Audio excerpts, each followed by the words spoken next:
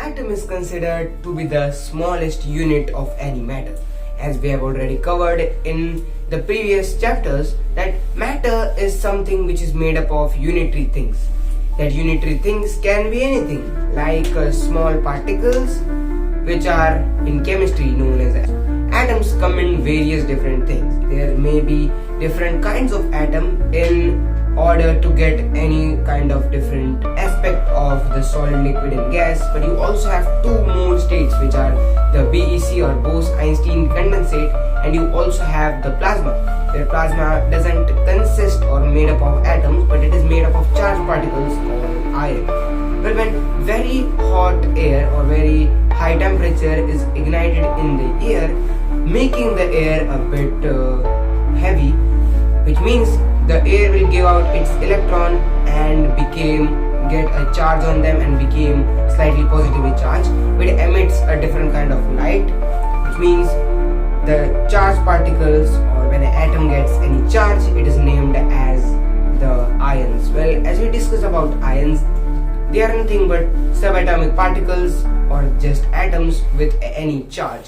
As we already know that a atom in a normal conditions is nothing but neutral, which means it has the same number of positive and same number of negative charges consisted in the atom. If you look a closer look, that electrons are separable from the entire atom, which means if you take an atom, you can get a electron out of it, or you can put a electron into it by giving it energy or taking energy from it. Basically, if you want to get the atom or the electron out, you have to basically get in energy, and if you want to make the atom go in, you have to put in the energy. Basically, talking about it, when something gives out negative charge, it becomes positive, and someone if throws out positiveness, he becomes negative. Well, this is the same principle which also apply in atoms, because when an atom gives out its electron, it basically will function as a positive thing. Similarly, this is the million-dollar questions: why are some things are negative and some things are positive? But now let's talk about the atoms. Are nothing but subparticles of any kind of matter which constitute to that matter. Well, from many years, scientists believe that there is smaller things than atom, but once many scientists come together and made a discovery that proved that atoms also has its subatomic particles. These subatomic particles are proton, neutron and electron. Well, there are different kinds of models given by different kinds of scientists.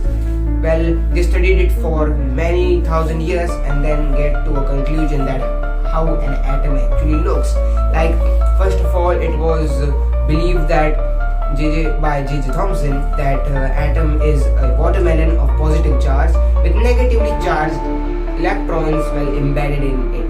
Well, basically he just talked about, when we were asking about the stability of atom, he just said the total number of positive charge in that entire watermelon is just equal to the number of the seeds that negatively charged present in that atom. After all, Rutherford used his gold foil experiment and proved J.J. Thomson wrong. Just take a look and feel how J.J. Thomson will feel if anyone come to you and said you are wrong.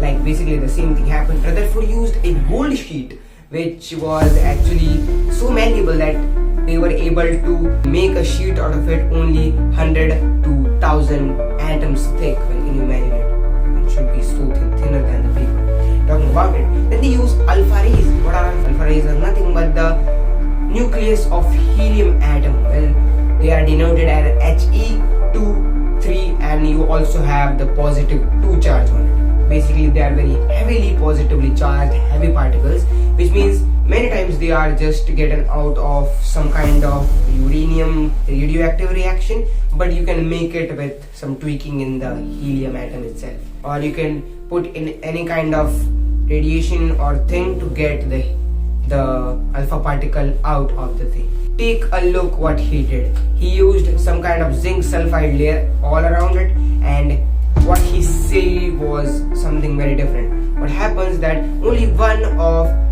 12,000 of the particle or the positively charged particle just come to him again, which means all the things were deflected all over the area, which means they would have seen the zinc sulfide layer growing in their lab. Well, talking about it, if you just see the alpha particle rays, and if the whole watermelon is positively charged, or there we have negatively charged particles, then it should repel every type of radiation which is positively charged, because positive and positive doesn't like each other. Well, but the reversal happened. What happened when they did the experiment? Some charges or some alpha particles just passed through. Well, does this make any sense? They made a discovery or the conclusion that the atom is entirely hollow.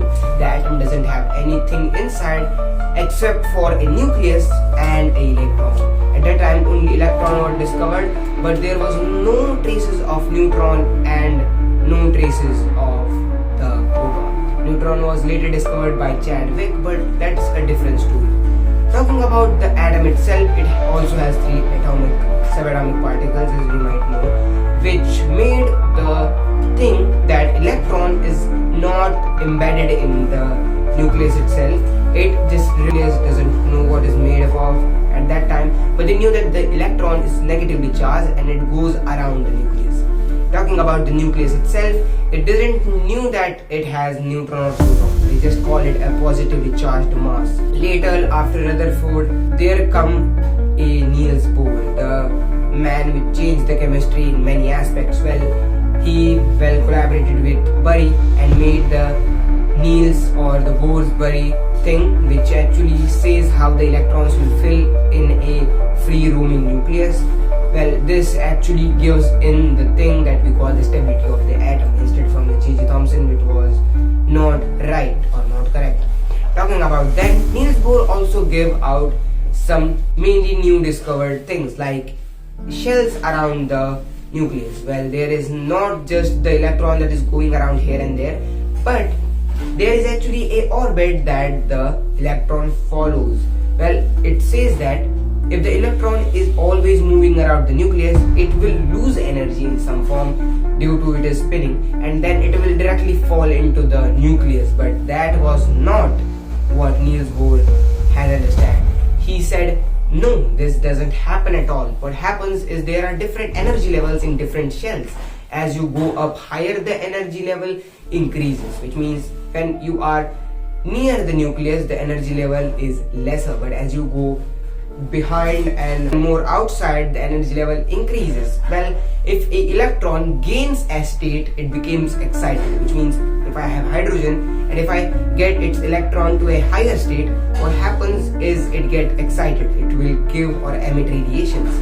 Well, and if an electron jumps in a cell, it will gives the energy, and if you give some kind of energy to the atom itself, the electron will jump over a shell, and that is only valid for the atoms which make the duplet, which means like helium, lithium and hydrogen, because you can make any charge of them and then the electrons actually jump from up to bottom to behaving same like the hydrogen. Well, there are different things like Niels Bohr also has given the formula to calculate the radius, which is 52.9 into n square, and below we have the z, which means z is actually the number of the atom situation. Well, if you see in the periodic table, you might be knowing that the number of the repetition of that atom is the number that it gets. Well, the atomic number is denoted by z. A is the number, of the mass, or how many electrons or how many free electrons there are in the actual atom. But the n here stands for the number of shell that you hold. Like for example, if you go higher state, you will have higher square, which means the radius is proportional to the n square, which means it makes sense, right? If you're making a circle bigger, the radius will also increase.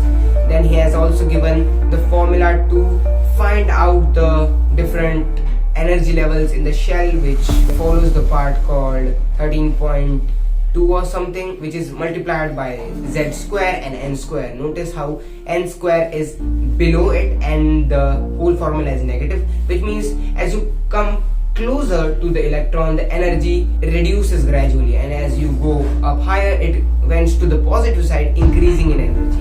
Negative sign here is actually telling you that it is an attractive force, which means something is attracting you, or the electron is attracted by the nucleus.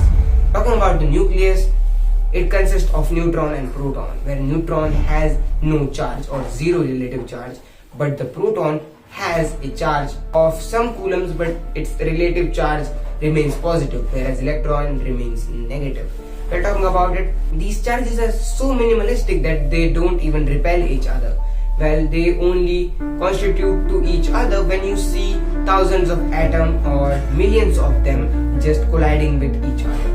But otherwise, if you have just two atoms, one positive, one negative, you will have no constitution.